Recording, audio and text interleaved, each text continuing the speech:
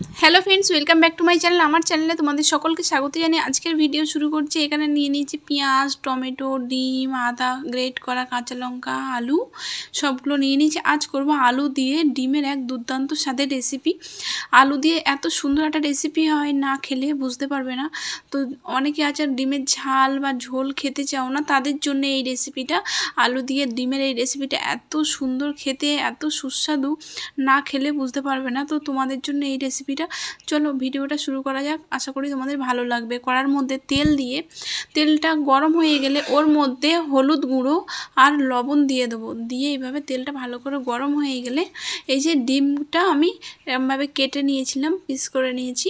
এবারে হাফ করে নিয়েছি ডিমগুলো এরকম উল্টো সাইড দিয়ে ভেজে নেবো, নাহলে কিন্তু কুসুমটা বাইরে বেরিয়ে আসার সম্ভাবনা থাকবে। তো খুব ভালো করে ডিমটাকে উল্টে পাল্টে দুটো সাইড খুব ভালো করে ভেজে তুলে নিচ্ছি। এবার এই কড়ার মধ্যে দিয়ে দেবো একটা শুকনো লঙ্কা আর গোটা জিরে দিয়ে ফোড়নে দিয়ে দেব। কিছুই না, রেসিপিটা খুব সহজ আর খুব টেস্টি খেতে। ডিম দিয়ে আলু দিয়ে খুব সহজ একটা রেসিপি। তো বন্ধুরা কিছুই না, চলো দেখা যাক ভিডিওটা কেমন লাগে, তোমাদের কমেন্টে জানাবে।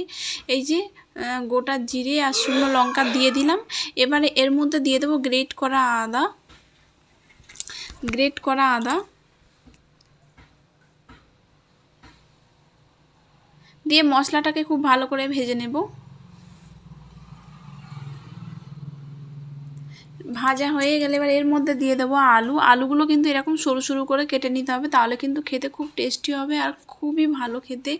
আলু দিয়ে এত সুন্দর দুর্দান্ত স্বাদের রেসিপি, তো চলো তোমাদের সঙ্গে না শেয়ার করে পারলাম না।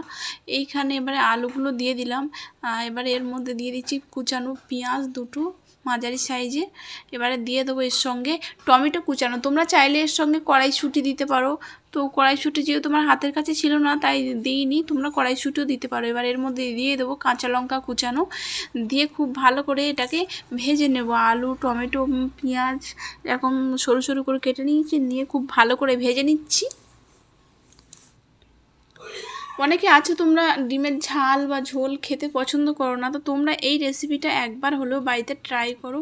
আমি কথা দিচ্ছি খুব সুন্দর লাগবে তোমাদের। আর একটুখানি তরকারি হলে কিন্তু অনেকটা ভাতও খেয়ে নিতে পারবেন।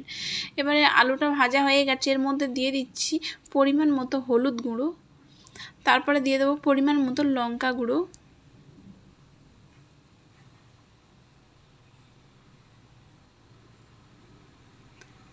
জিরে গুঁড়ো,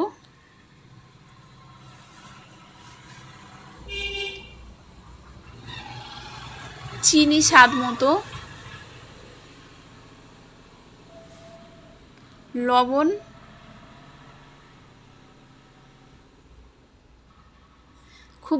খুব ভালো করে আলুটাকে ভেজে নেব মশলার সঙ্গে।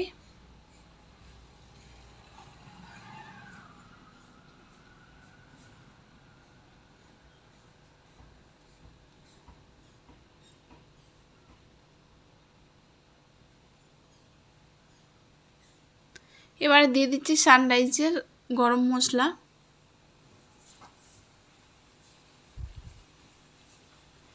নিয়ে খুব ভালো করে মিক্সড করে নেব।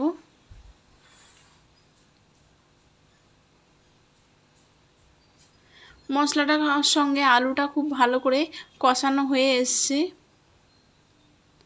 এবারে এর মধ্যে জল অ্যাড করে দেবো। বেশি জল দেবো না, একদম অল্প জল দেবো, কারণ এটা শুকনো মানে মাখা মাখা শুকনো শুকনো রান্নাটা হবে, তো এখানে কোনো ঝোল থাকবে না, একদম অল্প জল দিয়ে দেবো। আর যেহেতু সরু সরু করে আলুগুলো কেটে রাখা, তো সেই কারণে একদম অল্প জল দেবো, দিয়ে মানে এই রেসিপিটা রান্না করব। আলুটা দিয়ে দিলাম, দিয়ে জলের মধ্যে অল্প করে জল দিয়ে দিয়েছি। এবার ডিমগুলো উপরে এইভাবে একটা একটা করে দিয়ে দেবো আস্তে আস্তে। আমার পুরানো বন্ধুরা তোমার পাশে আছো, তোমাদের অনেক ভালোবাসা, অসংখ্য ধন্যবাদ আমার পাশে এইভাবে থাকার জন্য। আর আমার নতুন বন্ধু যারা আছো, আমার চ্যানেলটিকে সাবস্ক্রাইব করে আমার পাশে থাকার অনুরোধ রইল।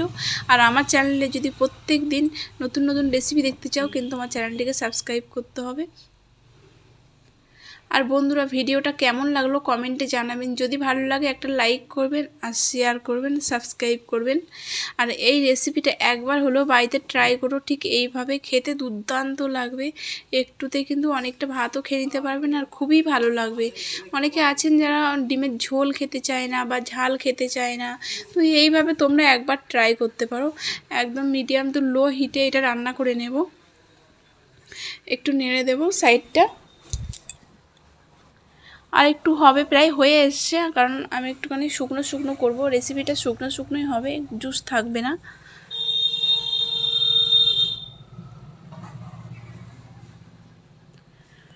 এই যে ঢাকনা আবার খুলে দেখে নেব যে কেমন হয়েছে। এই যে দেখুন আলু পুরো একদম সিদ্ধ হয়ে গেছে আর খুব সুন্দর হয়ে এসছে। এই যে রেডি হয়ে গেছে, এবার এটাকে নামিয়ে নেব। এই যে আলু দিয়ে এই তরকারিটা এবারে নামিয়ে নেব। এই যে দেখুন কত সুন্দর রেডি। এবারে এর মধ্যে উপর দিয়ে টমেটো কুচিগুলো এভাবে এরকম ডেকোরেশনের জন্য ছড়িয়ে দিচ্ছি।